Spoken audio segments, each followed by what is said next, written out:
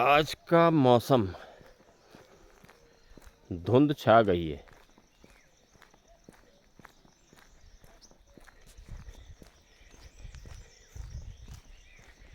अभी थोड़ी देर पहले बारिश हुई है।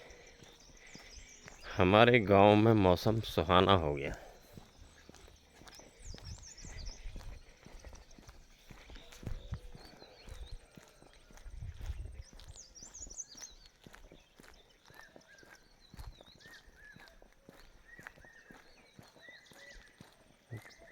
हरियाली हरियाली हो गई।